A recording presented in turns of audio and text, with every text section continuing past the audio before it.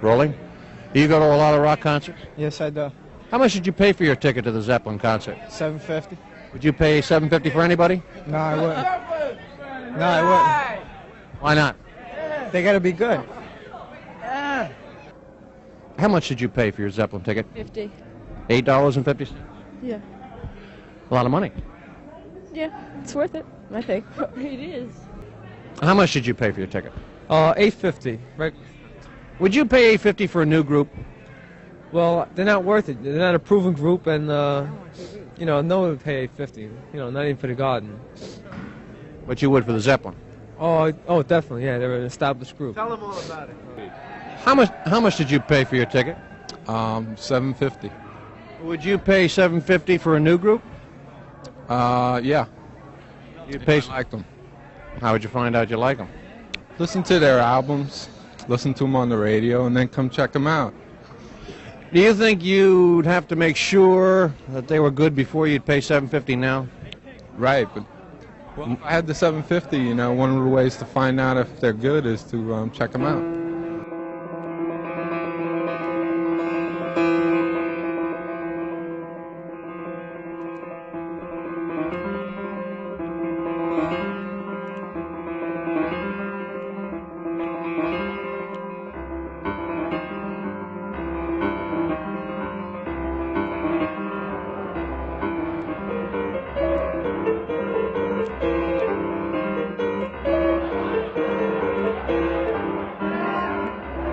The crowd may have been smaller in Fort Worth, but no less determined. Many of these teenagers had been camped on the convention center lawn since early last night, keeping warm with hot drinks, blankets, and occasionally with one another. Some small bonfires were started this morning, but the fire department quickly doused that warming idea. But the problem of the cold was nothing compared to the problem of suffocation when the ticket windows opened. The crowd pushed so tightly toward the windows that breathing was a commodity. Oh, it was hell. But anyways, we just went through it, and look, can you tell? The air was so tight near the windows, in fact, that once someone bought tickets, they simply had the crowd lift them out rather than try to make it back through. Jim Duff of Fort Worth was one of those, but getting out quickly didn't solve his problem. He still became ill from the experience.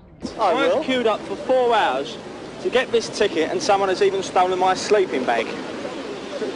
My sleeping bag. I've queued up for 4 hours, and these folks, I don't know who they are, what they do. I've come here to watch a concert. I had my sleeping bag stolen, and 4 hours. How do these people come and get straight to the front of the queue? Can you tell me that? That's all I want to know. I think it's a liberty. Damn liberty. Talk to me about them. They're tickets. They're for sale. What's there to say? How'd you get them? Bought them. You bought them? Yes. How long ago did you buy them? This morning. How many tickets are you allowed to buy? Right, many as you want. Throw them out every night. Hang him! Hang the towel! Hang him! Hang him high! Scalp me! Scalp me! I've lost my sleeping bag, and South's take £50 off me. £50 I've paid for this, and I've lost my sleeping bag. Well, I'm not going to go to Wales on my holiday, am I? Give me a drink for myself. Give me 20 for myself. Thank you. So you do this all the time? Sorry? You do this all the time? Only part-time. I've got a job painting and decorating in the evening.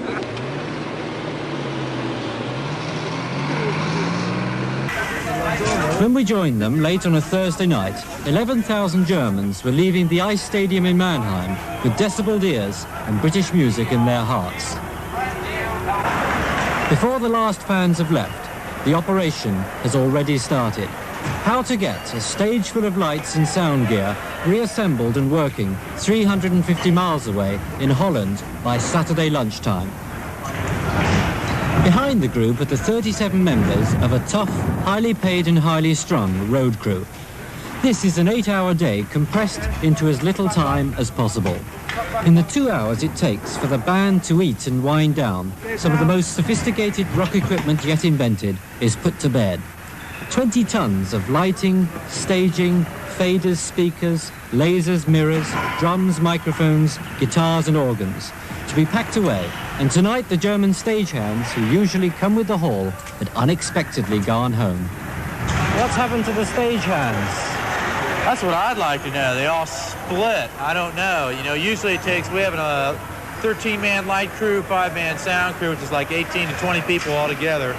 to do this, and we're supposed to have 20 extra people here that the house and local promoter provides, and they help to set down, and then right now, they're all gone. There's nobody here. They're all gone.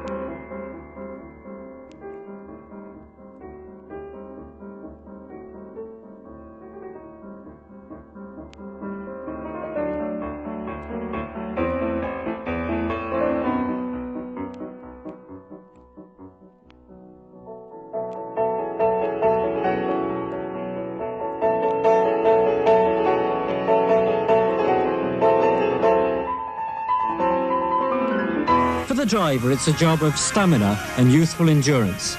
Sleeping during the day, driving throughout the night. How long can you keep it up? Another 5 years, 10 years? Oh, that's a difficult question, isn't it? It's not a career, is it? After 9 years, at the moment, I don't know. It's impossible to say. So far, everything's going okay. I'm not about to give it up tomorrow, but you never can tell. It's when you're away all the time, never no home really, just gypsy on the road. You can only do it for so long, but I don't know how much longer I can do it for. How do you feel about the way you've seen the rock music industry change? In the old days, it was a Ford Transit? Well, out of the transits, obviously it's good for us as a transport company, but I must say that a lot of the time it seems to be on the overkill side of things. It's interesting that the groups are prepared to spend that much money on a production, because it is expensive to carry around this much equipment, and this number of people, 30 people on this tour, in the crew, over 30. Well, the trucks alone have cost, about 50,000 for the 4-week tour? Just about. The trucks and the bus together, yeah, a bit over 50,000. It's a lot of money, but the group won't appear without the production behind them. And I think that's probably a good point in their favour, because they could sell as many tickets and make as much money with a very small production. But they want to give value for money to the kids.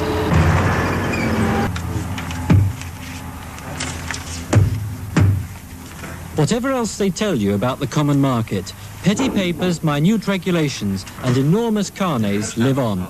It took 18 stamps, 3 desks and nearly 2 hours to pass from Germany into Holland, a journey often smoothed and oiled by gifts of LPs and T-shirts.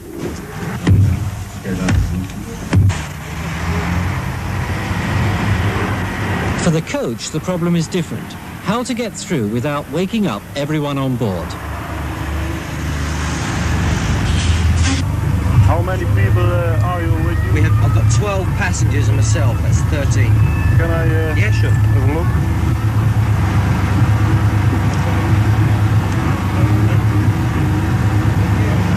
Bye. See you next time. Okay. Hello? Is that all we can do on tickets? Is that where they're going to keep them? 115,500. I would say my role in the group is just keeping track of all the business and probably negotiating all the business, personal appearances, record deals, advertising, publicity campaigns, travel arrangements, getting the equipment to and from the gigs on time. Anything that has to do with business, anything that has to do with logistics, that's my end. Okay, here's the deal. Gross in Toronto. Paul, you want to get that one? 115,500. We're a multi-million-dollar industry now, and I feel that a musician doesn't want to be bothered about details. They're not detail men. They want to create, so they have to have a detail man around them. If those details are looked after, then the group can function creatively.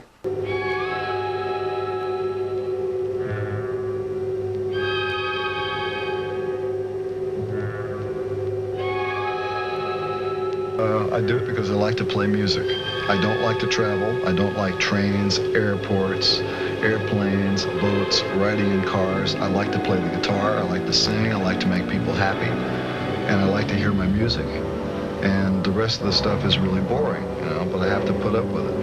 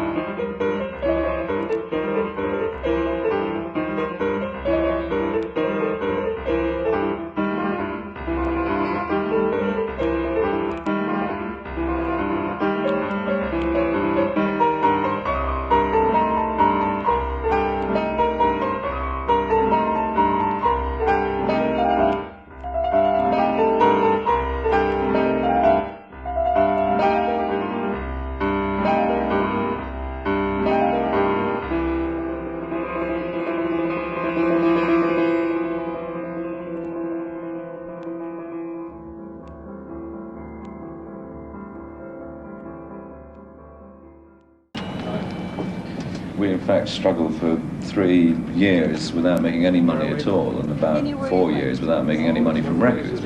I see first class all the way down the plane. We had a huge debt to repay in purely financial terms to managements and agencies and record companies who financed us through the embryonic period.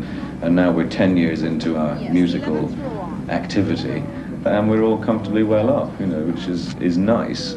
But rather than just sit back and do the profitable tours, the profitable concerts, the Madison Square Gardens and the big Los Angeles gigs, you know, we enjoy going to these weird little country towns, not because we need to for money, but simply because if you're going to play music to people at all, you mustn't discriminate. You've got to go where they are, where the roots of those people are. And in America, a lot of the roots still remain in the Midwest and the little places. KGON welcomes Jethrotull.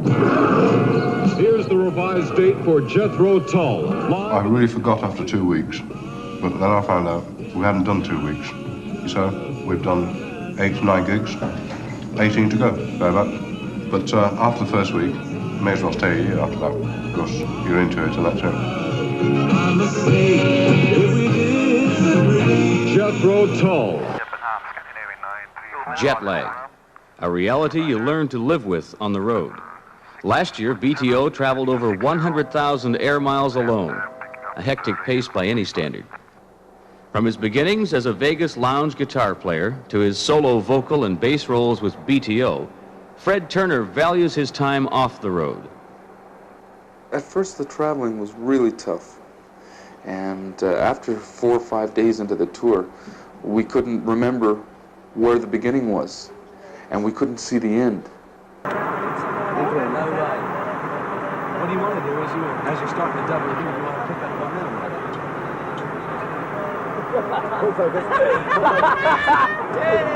Give it to me, I like it. Ignore the unit of our Ignore the unit of our We've got the other jet. No, like this, maybe no, it won't. Right.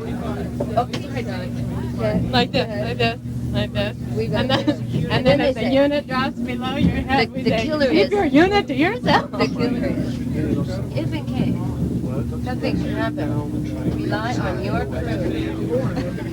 And everybody's going, we will rely on our crew to save us from drowning as we crash into the deep. No, we say our crew will be out so much faster than we ever would be because they would definitely go for it first and think. They keep saying the recorded message on the It's about an hour, and then we get off and get on the bus. Get this out of here.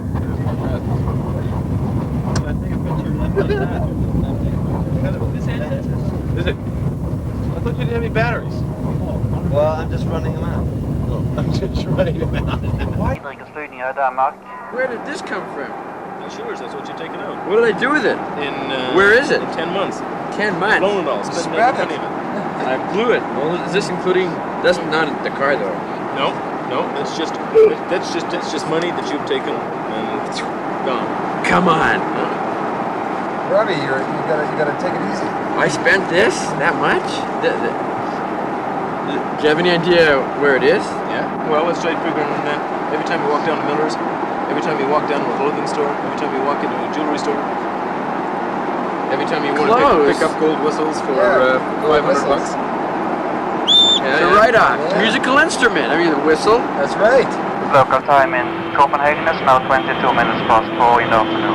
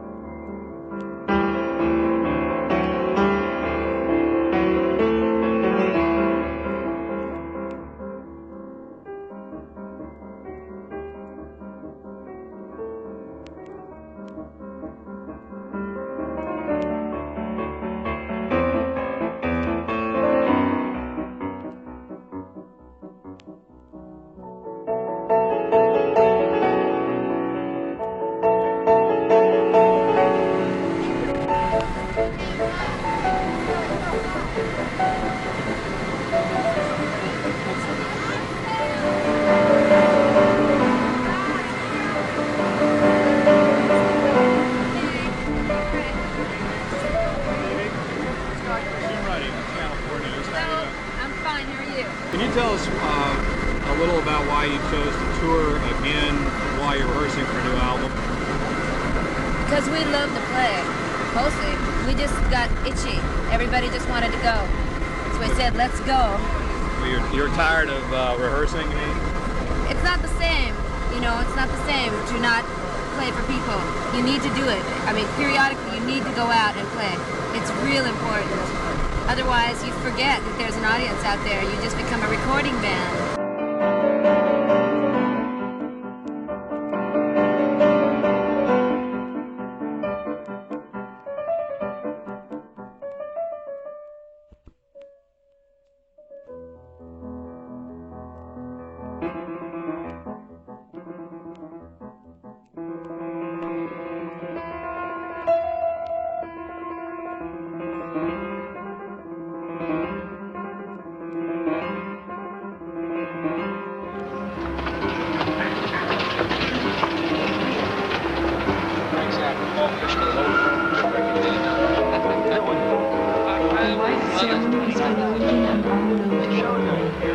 you have to wait or unload, go to the white zone. We did 2 last week. By the way, Mr. Frank Zappa and his band have just arrived at Pacific 231, driven by...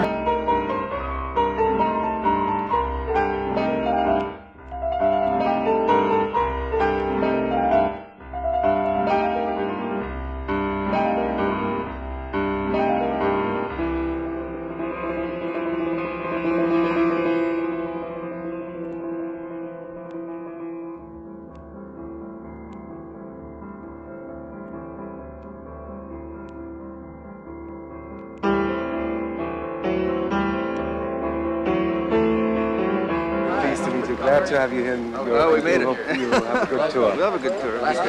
How's it going here? Here it's going fine. I think we'll have a sellout concert at Copenhagen, and also Gothenburg is doing good. How do you do? Marek, glad to meet you. From Central Circus? Marek, he's the promoter. That's wrong. Glad to meet you. How do you do? Bowie lives in the claustrophobic world of the superstar, protected from the fans who'd show their devotion by ripping their idol apart if only they were allowed to get at him. Boy.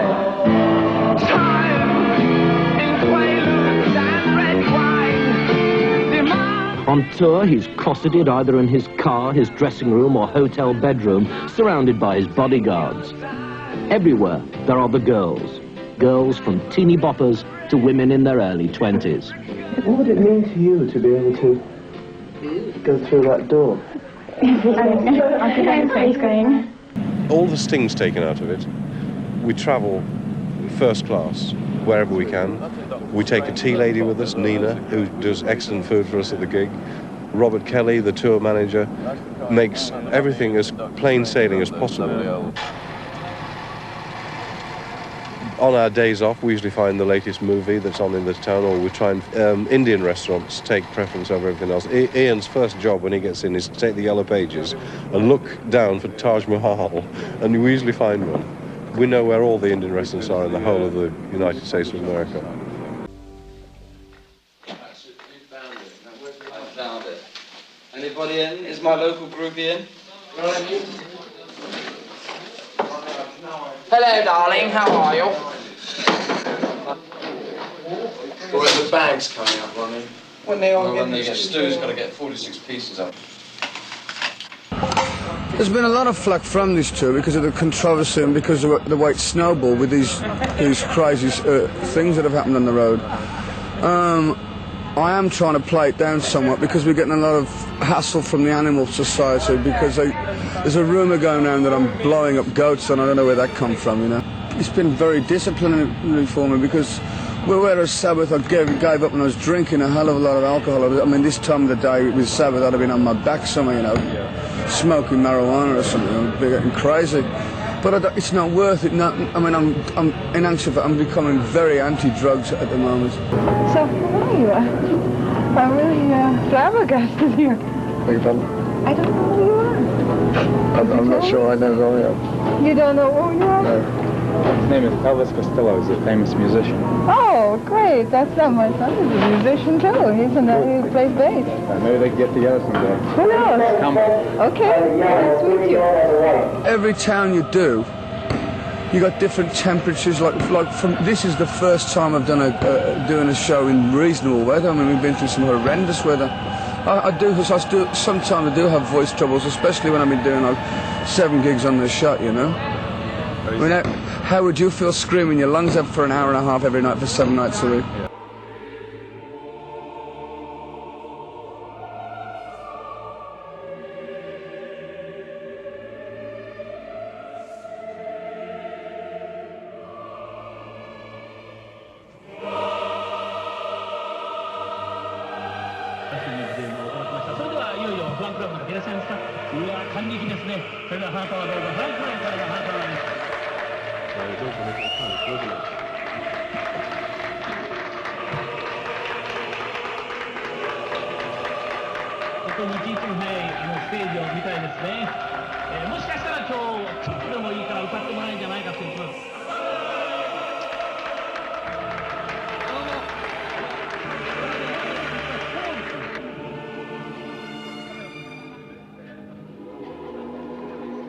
Jag tycker att det var underbart att få vara med i det här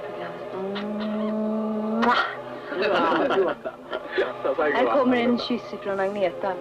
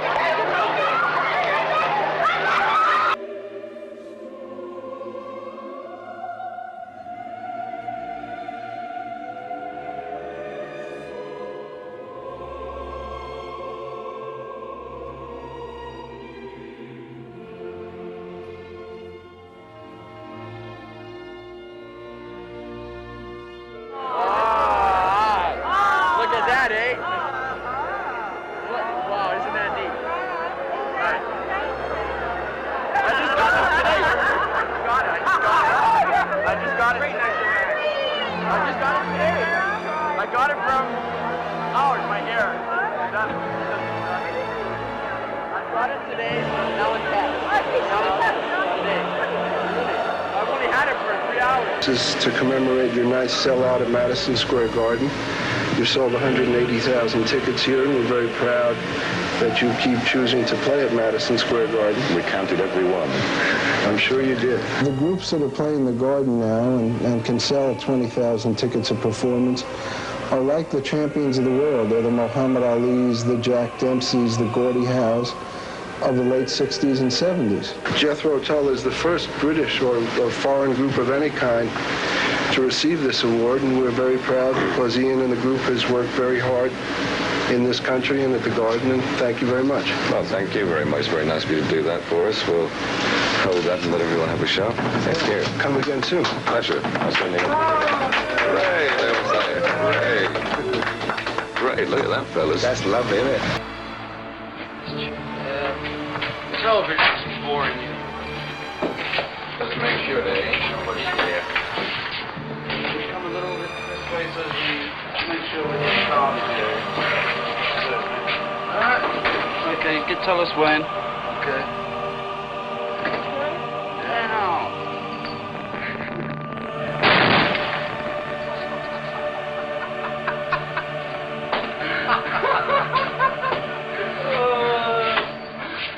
All right. My philosophy's always been that if you just want to hear a band, stay home and listen to your stereo, because you're going to get a better sound than you're likely to get in an arena. But you'll never capture at home listening to your stereo the whole building vibrating, you know, with emotion. You just can't get that at home. A live concert is a situation unto itself that can't be duplicated. Well, the thing starts at 8 o'clock in the morning when one of these lighting rig trucks appears and the lighting rig is hoisted. That takes about 2.5 hours, by which time the sound system and the rest of the gear will arrive, and that's installed on the stage. A little while after that, the London Road crew arrive and plug everything in. By the time it's mid-afternoon, the band arrives, does a sound check, and we're ready to go. All our papers and shit are together, but they held our trucks up at the border again as usual. Rock and roll, they seem to be a favorite target. We got a job to do. They're supposed to be here at 8 o'clock in the morning. It's now going to be a 2 o'clock arrival. It's going to put everything behind today about 3, 4, 5, 6, 7, 8 hours. Who knows when they get here.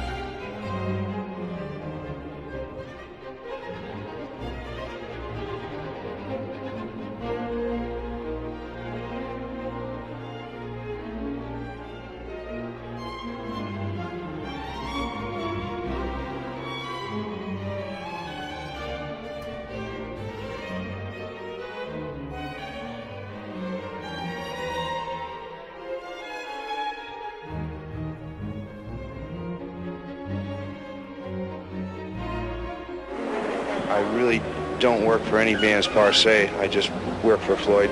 They do get me occasional work with other bands through their organization, Britannia Row. But basically, I just work for them. I mean, if you start at the top, it's hard to work down.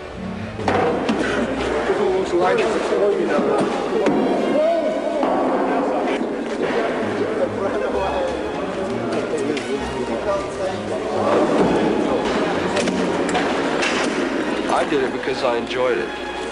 It's a different life. It's kind of more like the outlaw life. It's nice to be a part of it because it is magic when the crowd comes in and you're part of something and you see that many people really enjoy themselves and are so enthusiastic. You get a tremendous amount of energy off of it. We can more or less leave it there. Roadies are the worker bees of rock music. In charge, the lighting and audio experts. It's their job to make sure the band looks and sounds good every time. They're backed up by their own technicians, plus a dozen or more staging electricians hired in every concert location. The lighting crews go to work first. They rig hundreds of lights and string miles of cable in a pattern that's been preset by designers. Each one of their lights must hit the same spot, produce the same effect on every stage the band plays.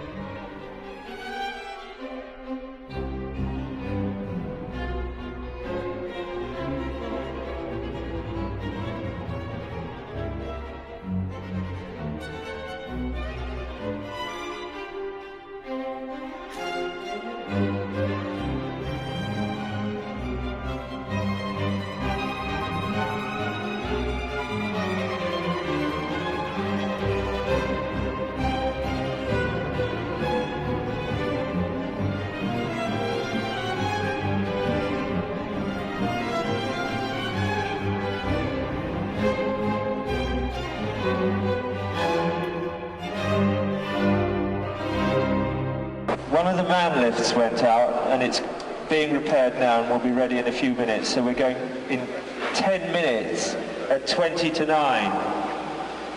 So can everybody adopt their positions? Earl's Court is a particular challenge for a show like this for two reasons. Number one, there's what's known as a false ceiling up 100 feet in the air. A false ceiling is made of soft material so that if you step on the ceiling, you'll fall right through. So when you're working in the steel above, you sometimes get a false sense of security. You see this ceiling right below you and you feel like, well, you know, there's nowhere I'm going to go, but where in fact, if you do slip off the beam, you'll come 100 feet down.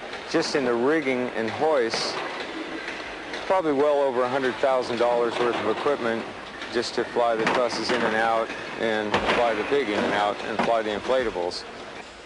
We'll probably be working right to Monday. The show is Monday night. So if we're lucky, we'll get 8 hours sleep between now and then, probably. Yeah, it's a lot of fun. Masochist is great. The crew are tired, but already they've converted an old cattle market into the beginnings of a pop arena. In a few minutes, they'll have clipped the last of 200 lights onto the gantries, and the hard physical work will have finished. Then the technology begins. There are 96 lighting channels, with lights at every conceivable angle. And then, of course, there's the laser. Well, this is my control panel here, and I don't know whether you can pick this up. It's awful bright in here. All right, so what I'm doing is working out effects with the man that operates the mirrors, trying to get a little more punch out of everything. So I'll open up the fader, and I'll see if we can't get you something you might be able to take a picture of.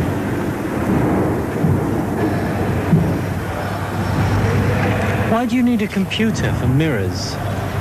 Basically, it gives you more even tracking over all 6 of the mirrors at one time, and you can Run 3, 2, 1, however many combinations you want to. It's a bit much, though, isn't it? Oh yeah, it's a little bit overboard, but you keep getting up with special effects.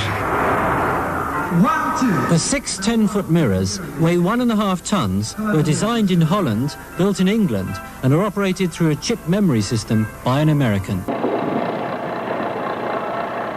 Lighting set, the audio crew takes over. And you'd better believe it's not easy to make someone sound good in a hockey rink. Yeah. Yeah. Each location has its own acoustic temperament. Problems have to be identified quickly and solved on the spot. The audience is paid for the best.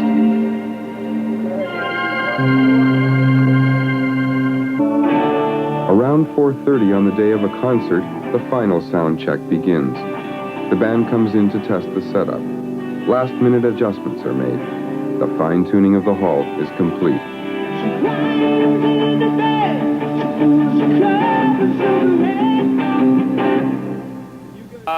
Play the keyboard a little bit more.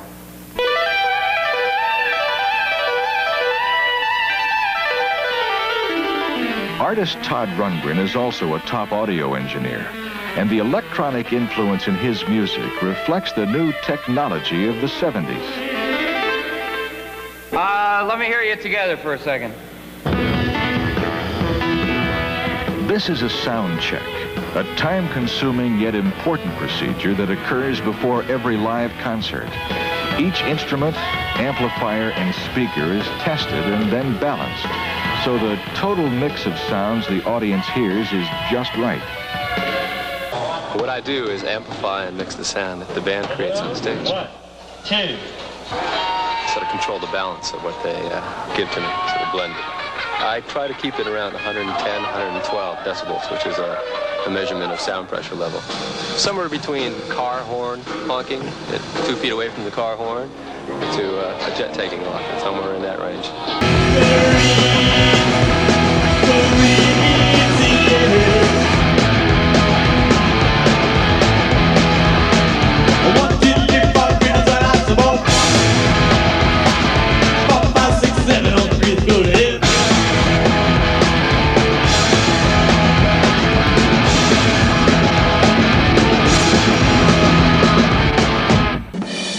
There's 3 of us mixing the sound. I've got everything subgrouped down, so I'm mixing the band overall, and I've got 2 other guys feeding me with various channels, and someone else working the quad system, because we're all in quad. So when stuff flies around the room, we've got a guy just working that. I've got about 106 input channels, not including echo returns at the moment, so there's 106 microphones coming in.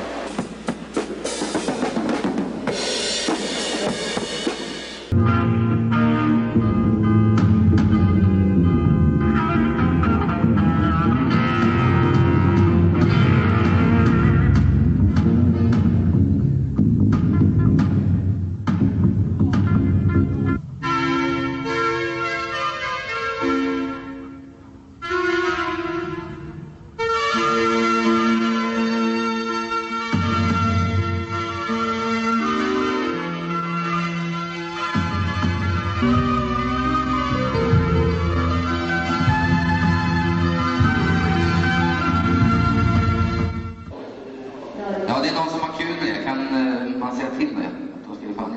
Det är ingenting som går ut. Men det har du skrivit på. Ja, exakt.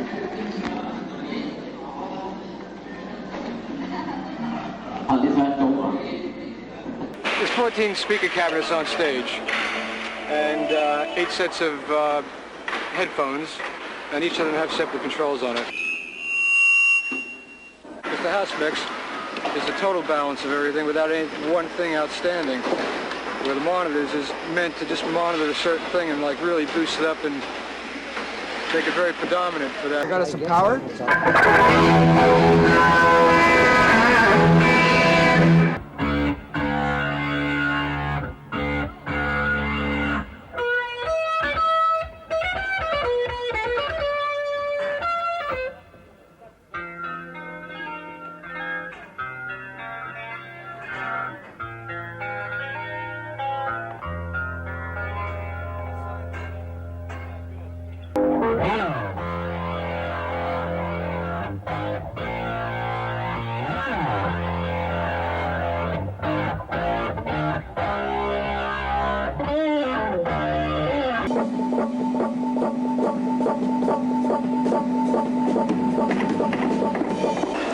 here I try and get the same sort of balance that people like to hear on the record, with the extra size that you get in this sort of place.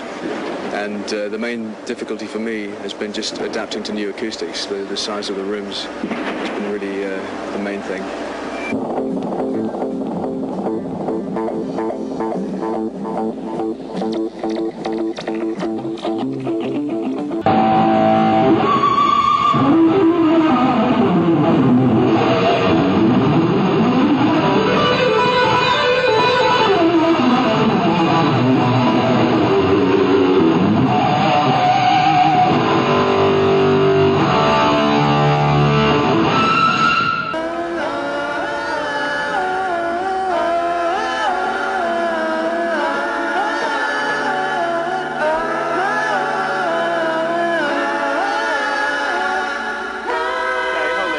Right, but that's the third line, what you did before.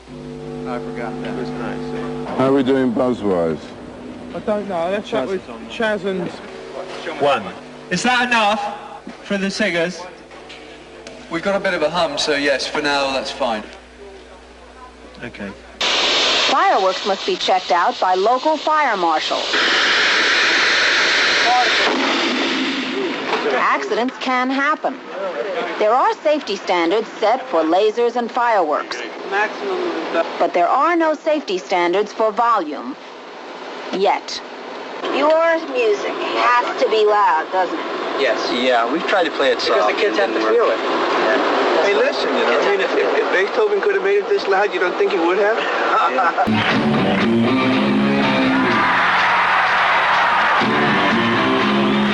Over a long period of time, say a few hours at a rock concert where the noise level was too high, you would have a feeling of, first of all, you'd feel a little bit high because your body's becoming numb as it's constantly in this overworking situation. You would probably later on in the evening and certainly the next day feel tired because your body had overworked, and you would suffer at least a temporary loss of hearing.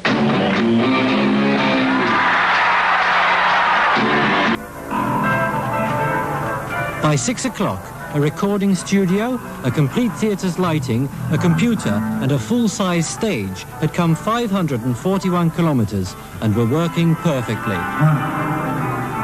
One, two.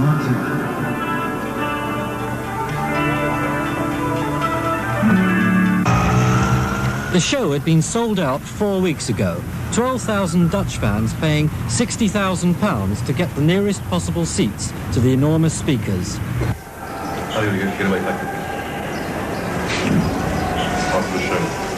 Well, we have a problem here. What's happened is the seats have started being laid out from that end and they've laid forward. The stage has started being laid out from that end and it's laid forward.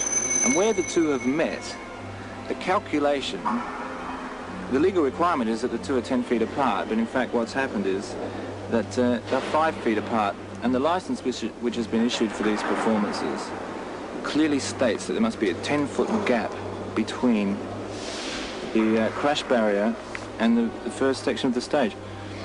And we haven't fulfilled that, and there is this distinct danger that someone in the GLC could create quite a scene about it. So what the management of Earl's Court here have been discussing is the possibility of moving the seats back and bunching them up, because obviously a mistake's been made. You know, calculations were made that this distance would exist, and it just doesn't exist. It's written for teeny box shows, and of course GLC officials can make no distinction between different artists and make no appreciation of the fact that this audience has absolutely no desire to jump any crash barrier and grab the Pinkfloyds. Oh no, what is Sam? What are you so upset about? I want to see him. They said he was coming around the back. I've been waiting for ages to see him. Why are you so upset? He's smashing. I kissed his hand. I kissed him. I went, oh, it's lovely. I've been waiting to see him for ages. He's fantastic. Don't worry. I kissed him. He's got thin little legs. I know, He's got lovely legs. Not only the young have come to ogle at Bowie, so have members of a pensioners club from Newcastle. It's as good as a show to us. We've never seen anything like this before. Haven't you? No. I guess I'm living my fantasy. What's your fantasy? Bowie. He represents it all to me. Excitement, space. See, I'm just the space cadet. He's the commander. He's from his own universe. What universe is that? Bowie universe. Are you into the Bowie universe? He's the center. I was drawn to it. How were you drawn to it? I'm from Phoenix, and I just came. Kids apparently started lining up at the gates the night before. Even managed to get in early by knocking the fence in. You ready to go in? They go, yeah. Well, at that time, he was getting the kids just overly anxious to get in. So they thought that they said it's time to, start pushing against the gates. They did. And they kept coming all day long. Some said they'd been walking for what they thought was forever. About 30 minutes from where we parked. Yeah? Where'd you park? I think out in somebody's hayfield, about 1.5 miles or so from here. Just waiting in line outside San Diego Stadium Sunday was an event in itself. Thousands of young people gathered in huge lines, waiting impatiently, and at times the crowds were yelling for the gates to open. Find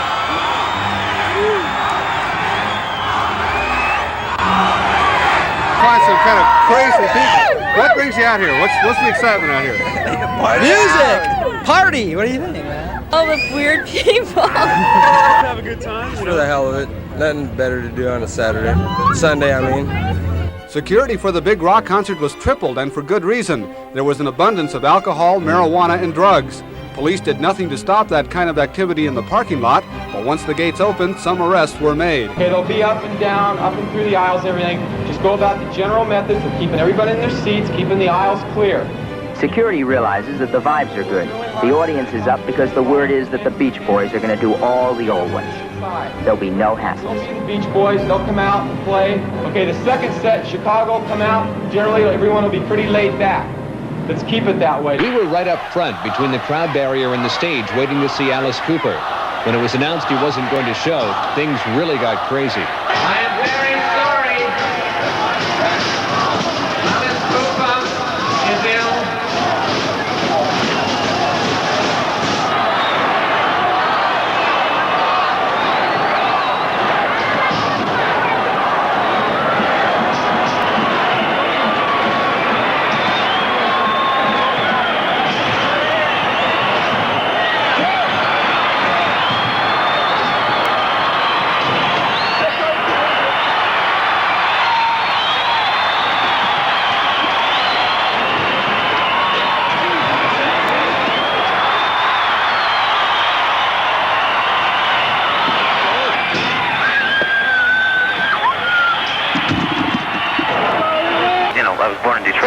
And I had to leave Detroit when I was 6 years old to go to Arizona to get rid of my asthma.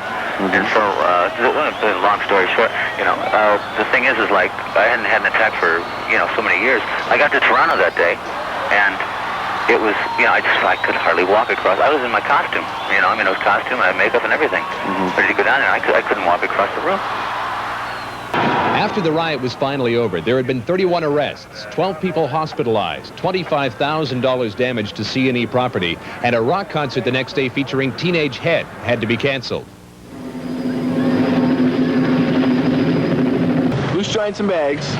Two hits of mescaline, it's like acid, you trip off of it. What are you doing out here tonight? Sell drugs. What kind of drugs? Anything you wish to have. Ups, downs, acid, tea.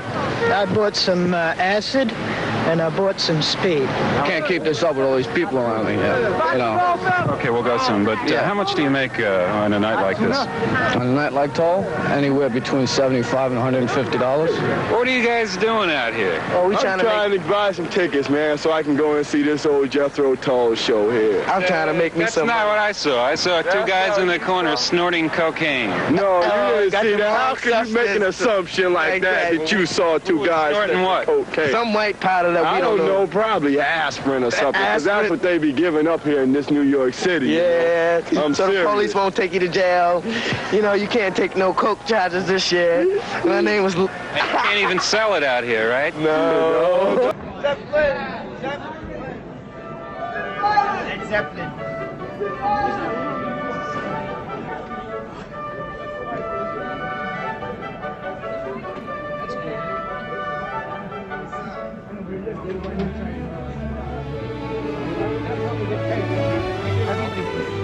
Put our thumb over the tape, and they can't see the tape. And you just flash it by, and you get right there. Cops, and then you give the usher $3. Here, put your hand out. I'll show you. You're the usher. Get to the usher, you pull a ticket, and he pushes you in. It takes it right. And it works every time? Every time. There it is. Right here. Right there.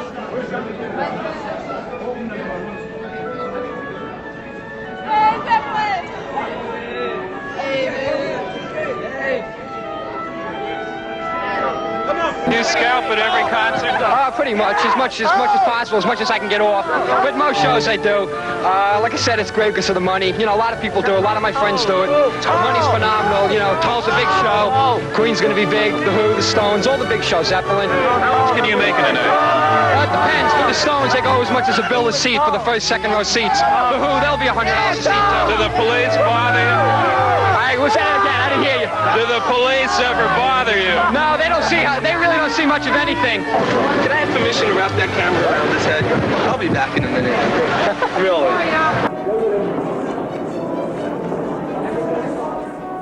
Brian Magoo, road crew, and collector of bootleg recording equipment. You cannot take it into the hall. You get it back at the end of the show from the front of the stage. You must not record, right? It stays with me or I drop it. People up and down are selling dope like mad. They're not getting arrested, and we're selling shirts. Good shirts. We're not pushing on the people. If they don't want to buy, they don't have to buy.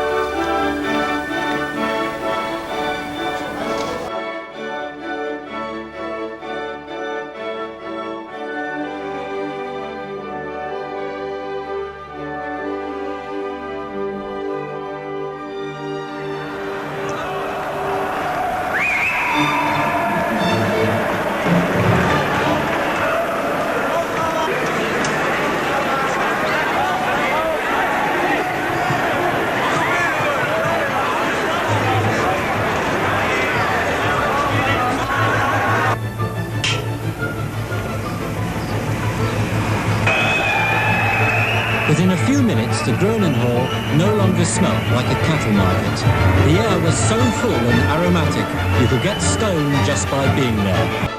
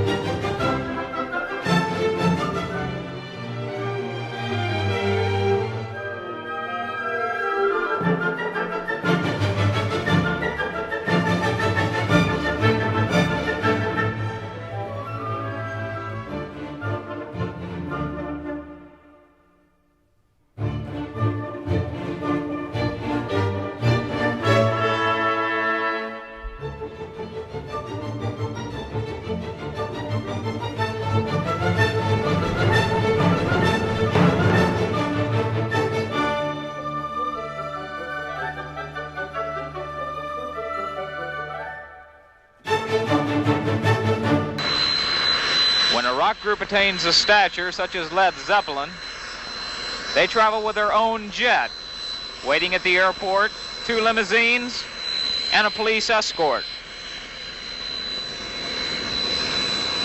Just 40 minutes showtime, Led Zeppelin arrives here at Tampa Air Center at the Tampa International Airport. I'm pleased to say that one of the group's 4 members has my same name. That's John Paul Jones, and he's their bass player. Jimmy Page is the lead guitarist.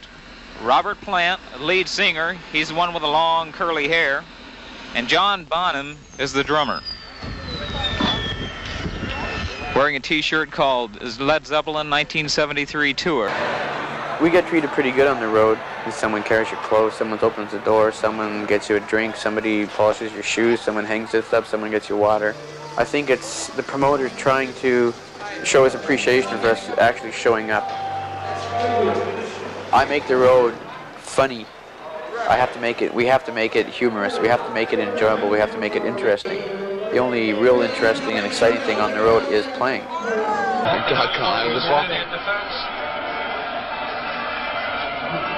Multivitamin,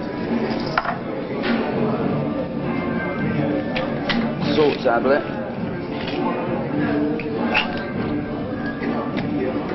and the boy's ready to go. That's it.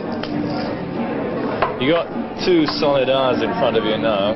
You just put your whole self into this 2 hours of every evening. Yeah, that's the whole day, really. I mean, the rest of the day is just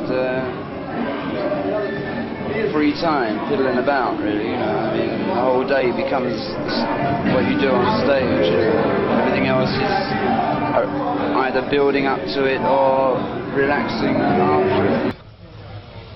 Red socks. Oh, red shoes we got? No.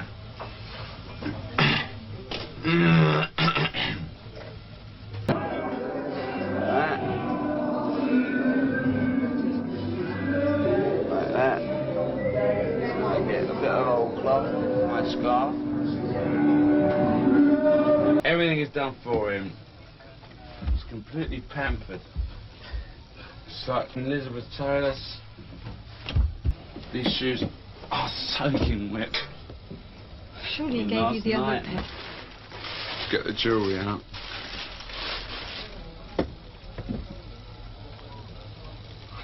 I 18-carat diamond, mate. Every one a Maserati.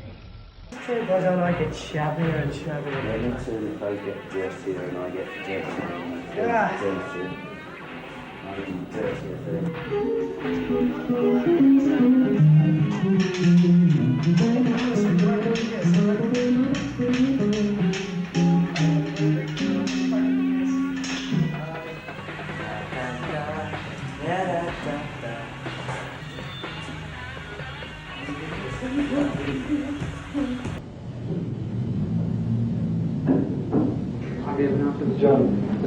His personal wardrobe mistresses attend the star before he graces the stage.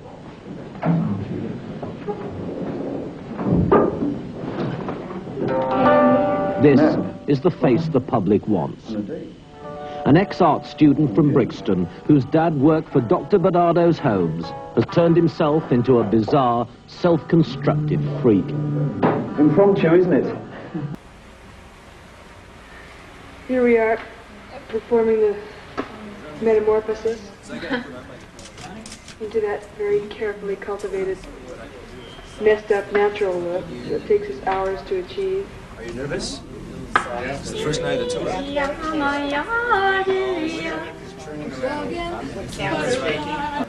Yes, sir. Ball, drama. We've done this before, and we'll do it again. You know, it's only going to get better. So we're all kind of... Not here. Yeah? No. At this point, there's no negative nervousness, but there's a real anxiousness to get out there and do it, you know, because the whole reason why we're out here away from home, all these people, is for that 90-minute period on stage. And so we look forward to that with great zeal.